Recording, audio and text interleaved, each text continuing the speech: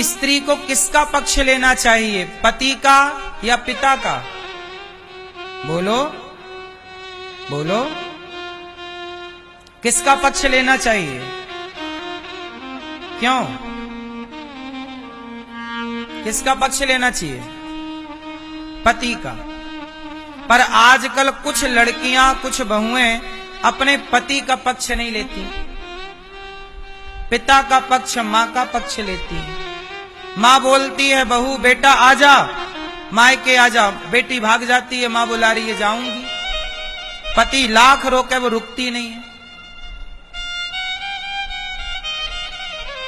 है ना?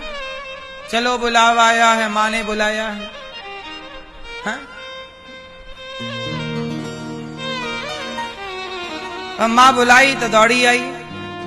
पति बोला अच्छा गलती हो गई, पति पत्नी की हो गई लड़ाई। तो बहू ने, बेटी ने बताया कि मां आज इन्होंने हमें ऐसा कह दिया। मां बोली बेटा तू एक काम कर आजा। बेटी आ गई अपने मां के घर। पति ने फोन लगाया पति को, अरे भाग्यवान सॉरी गलती हो गई, अब नहीं बोलेंगे डांटेंगे नहीं, आ जाओ। तो फिर बेटी बताती अपनी मां को, मां मां उनका फोन आया, क्या जवाब दूं? तब फिर मां उनको पाठ पढ़ाती है, बेटी तुझे जाने की जरूरत नहीं, दामाद जी तो नाक रगड़ते यहीं आएंगे, जब नाक रगड़वा लूंगी तब भेजूंगी, आने दे, तू सब्र रख। ये मां है कि डायन है?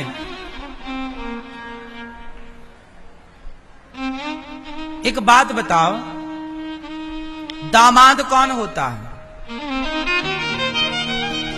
दामाद को मंडप के नीचे बिठा के पांव पूजा की नहीं, कन्यादान दिया कि नहीं? बोलो, आपने कन्यादान दिया है, जिसके पांव तुमने समाज के आगे पूजे, आज उससे तुम चाहती हो कि वो तुम्हारे दरवाजे में नाक रगड़े? तो जिसका पांव पूज करके सम्मान किया था, आज नाक रगड़वा के तुम अपमान कर रही हो, तो क्या ये धर्म है?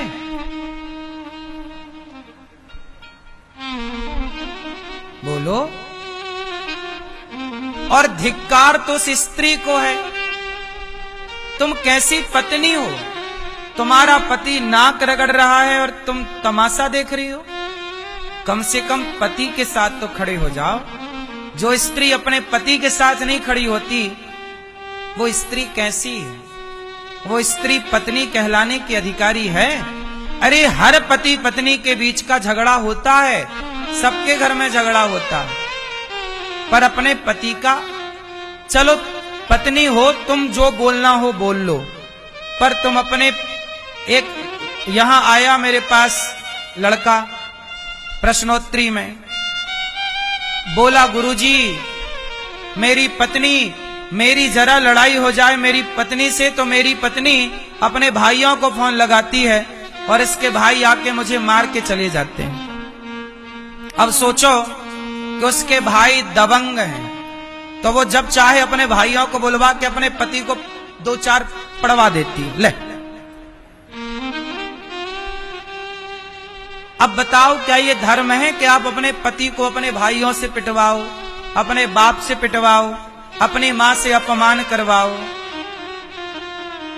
या तो रिश्तों में, या तो फिर हम कहते हैं अपनी बेटियों का बिल्कुल विवाह मत करो, अपने घर पे रखो, कन्यादान ना करो। और जब किया है तो लड़ाई झगड़ा तो होगी, 2 बात सहन करने की ताकत रखो, यदि सम्मान से सब चाहते हो तो, वरना फिर वो तुम्हारे यहां नाक रगड़ेगा।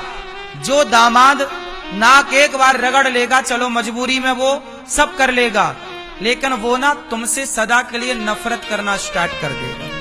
फिर कभी तुम्हारे लिए श्रद्धा ना होगी, तुम्हारे कीड़े पड़ जाएंगे तो उसे फर्क ना पड़ेगा, क्योंकि वो जान गया कि तुम कौन हो।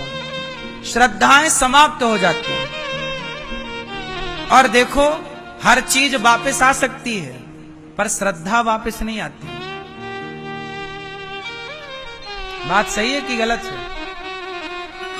इसलिए रिश्तों में ना रहीमन धागा प्रेम का, रहीमन धागा प्रेम का मत तोड़ो चटकाए, टूटे से फिर ना जुड़े, जुड़े तो गांठ। एक बार यदि आपने खींचातानी करके रिश्ता तोड़ दिया तो जुड़ तो जाएगा पर गांठ रहेगी। मैं चाहता हूं कि रिश्तों में कभी गांठ ना पड़े, इसके लिए आप सबका समझदार होना जरूरी है। एक की समझदारी से कुछ ना होगा, केवल स्त्री समझदार हो या पुरुष समझदार हो, लड़के के माँ बाप समझदार हो, लड़की के माँ बाप समझदार हो, एक के समझदारी से कुछ ना होगा, सबका समझदार होना जरूरी है। थोड़ा हम समझदार हो, थोड़ा आप समझदार हो। क्यों मेरी माँ बात सही है? सच बताओ, आज के जमाने में लड़की की माँ ये चाहती है ना कुछ माएं कि दामाद जी यहां आए नाक रगड़े? बोलो हाँ। उसका भाव यही होता है, वो अपने दामाद को अपना नौकर बना के रखना चाहती है कि जैसा हम कहें तुम वैसा करो। इसी चक्कर में ना आजकल रिश्ते टूट रहे हैं।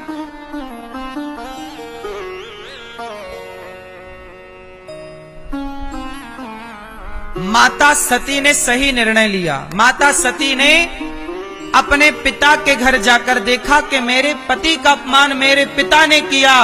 माता सती क्रोध में डूब गई। पिता से कहा, दक्ष तूने मेरे पिता पति का अपमान किया, अब मैं तेरी बेटी बनकर जीऊंगी ना, क्योंकि मेरे पति तो मुझे प्यार से दाक्षायणी कहकर बुलाते हैं, मेरा नाम जब लेते हैं तो आपका नाम लेकर बुलाते हैं। आज मेरे पति का आपने अपमान किया। माता सती योग अग्नि में जलकर भस्म हो गई और कहा कि मैं शिवद्रोही की बेटी बनकर जी नहीं सकती। दक्ष तुम शिवद्रोही हो। तुम कौन हो? शिवद्रोही हो और तुमने शिव का तिरस्कार किया है। मैं शिवद्रोही की बेटी बनकर जी नहीं सकती। और माता सती ने योग अग्नि में जलकर शरीर त्याग दिया। और वही माता सती का शरीर जब जला तो भगवान भूत भावन भोलेनाथ को खबर लगी कि सती जल गई। दौड़ पड़े। माता सती का शरीर जलता हुआ उठाकर शंकर जी छाती से लगाए माता सती को जलता हुआ शरीर और दौड़े।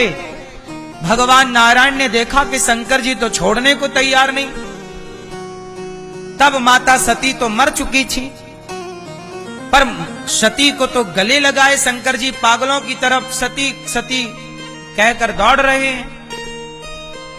तब भगवान नारायण ने अपने सुदर्शन से माता सती के शरीर को काटना शुरू किया, क्योंकि वो छोड़ने को तैयार नहीं। तो एक एक अंग काटा तो माता सती के शरीर के 52 टुकड़े हुए भगवान के सुदर्शन से। और वो 52 टुकड़े जहां जहां गिरे वह एक एक शक्ति पीठ बनकर के तैयार हो गए। वही वामन शक्ति पीठ है। बाद में माता सती दक्ष ने यज्ञ किया, उसका सिर काटा गया। बाद में बकरे का सिर जोड़कर यज्ञ पूरा कराया गया। बाद में सती पार्वती बनकर प्रकट भई और 10,000 वर्षों तक बिल्व पत्र खाकर तपस्या की।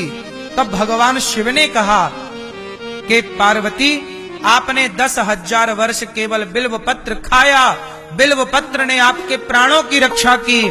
अब मैं बिल्व पत्र सदा स्वीकार करूंगा। तब से शंकर जी पर बिल्व पत्र चढ़ने लगा, क्योंकि सती माता पार्वती को बिल्व पत्र बड़ा प्रिय है।